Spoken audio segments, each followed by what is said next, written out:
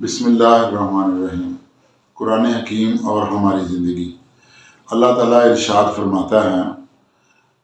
الا بذکر اللہ تطمئن القلوب،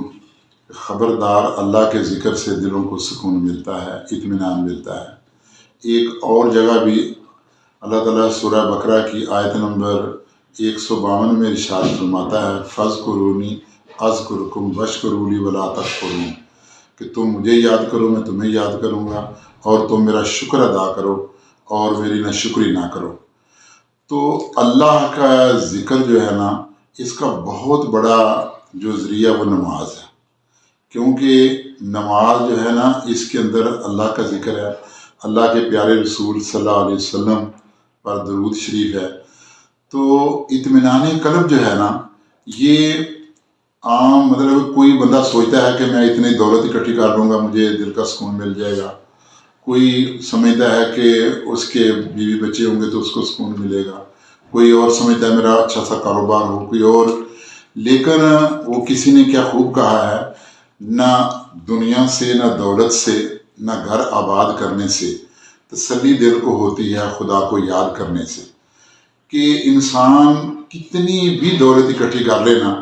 تو جیسے کہتے ہیں نا کہ چھپر والا سوئے اور کوٹھے والا روئے، کیونکہ جتنا انسان زیادہ کاروبار میں وسعت چاہتا ہے اور زندگی میں پھنستا چلا جاتا ہے، اتنی پریشانیاں جو ہے نا وہ زیادہ آتی جاتی ہیں۔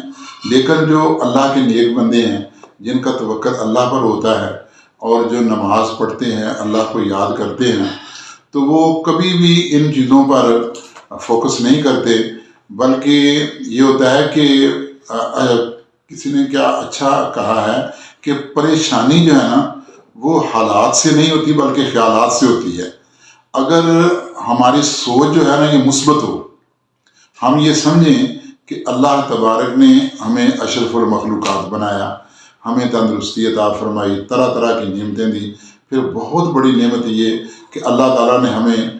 اسلام کی دولت سے نوازا، کہ ہمیں مسلمانوں کے گھر ہی پیدا کیا، کہ ہمیں اسلام لانے کے لیے کوئی جدوجہد بھی نہیں کرنی پڑی۔ تو یہ تندرستی بڑی نعمت ہے، اور بہت سی چیزیں ہیں، جیسے اللہ قرآن میں فرماتا ہے، فَبِأَيِّ آلَاءِ رَبِّكُمَا تُكَذِّبَانِ، تم اپنے رب کی کون کون سی نعمتوں کو جھٹلاؤ گے؟ تو بے شمار نعمتیں ہیں۔ یہ انسانی جسم ہی اتنا قیمتی ہے، اس کا خدا نخواستہ کوئی جسم کا حصہ کٹ جائے تو دنیا کی پوری دولت آپ لگا دیں تو اس جیسا وہ آپ حصہ نہیں لے سکتے۔ تو یہ زندگی بہت بڑی نعمت ہے، تندرستی بڑی نعمت ہے، کیونکہ زندگی جب ایک دفعہ چلی جاتی ہے نا تو پھر دوبارہ زندگی نہیں ملتی۔ تو اس طرح اس زندگی کو ہمیں دکھوں میں اور پریشانیوں میں نہیں گزارنا چاہیے، بلکہ رسول اللہ صلی اللہ علیہ وسلم کا فرمان ہے کہ آپ سے نیچے لوگوں کو دیکھو، تم اللہ کے شکر گزار بندے بن جاؤ گے۔ جب اوپر دیکھتے رہو گے تو پھر اس طرح ہو سکتا ہے کہ ناشکری ہو، لیکن ناشکری تو نہیں کرنی چاہیے۔ تو عقل مند لوگوں کا کہنا ہے کہ غریب پیدا ہونا جرم نہیں ہے بلکہ غریب مرنا جرم ہے، کیونکہ اللہ تعالیٰ نے ہمیں عقل، سمجھ، ہاتھ پاؤں ہر چیز تندرستی دی ہے۔ تو انسان جو ہے نا اس کو بڑی نعمتیں اللہ نے عطا فرمائی ہیں، اس کے اندر بڑی خوبیاں، خاصیتیں ہیں کہ جن کو ہم استعمال ہی نہیں کرتے، اور اس طرح ہی یہ قبر کے اندر انسان چلا جاتا ہے یہ ساری خوبیاں اور خامیاں لے کر۔ تو ہمیں چاہیے کہ نماز کے علاوہ سبحان اللہ، الحمدللہ، اللہ اکبر، کلمہ طیبہ، دوسرا کلمہ، تیسرا کلمہ اور درود شریف، ان چیزوں کا ذکر کرتے رہیں۔ ان سے دل کو سکون ملتا ہے، کیونکہ باقی جو چیزیں ہیں نا، مثلا دولت انسان چاہتا ہے، آتی ہے تو خوش ہوتا ہے، جاتی ہے ناراض ہو جاتا ہے۔ اس طرح انسان کی خواہش ہوتی ہے اس کے بیوی بچے ہوں، یہ ہو جاتے ہیں، لیکن جب وہ نافرمانی کرتے ہیں تو انسان پریشان ہو جاتا ہے۔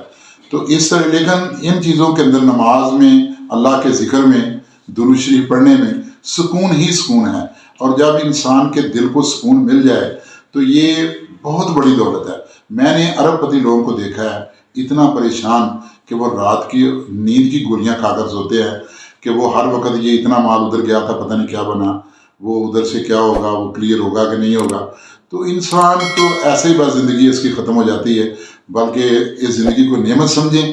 اور اللہ کو یاد کریں، اور سکون و اطمینان کے ساتھ زندگی گزاریں۔ آمین ثم آمین۔